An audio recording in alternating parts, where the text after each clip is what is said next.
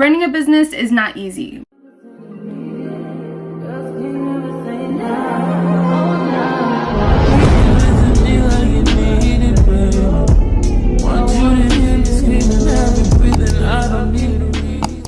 Being a business owner itself can be stressful, it can be very emotional, it can be a lot, but it's so worth it because there's so much good that comes with it. You don't have to worry about hating your boss, you're working for yourself, you're chasing that bag, you're on that grind, you're on the hustle 24/7. A literal definition of being a boss babe and being self-made, which is why I've devoted a lot of my time into my business and not only working to make a lot of amazing products, but also create content for those who aspire to be an entrepreneur one day. I started thinking about it when I was 16 and didn't start doing anything about it when I was 17. And I was still in high school. I was still stressed about all these things. Oh, where am I gonna go? What college am I gonna go to?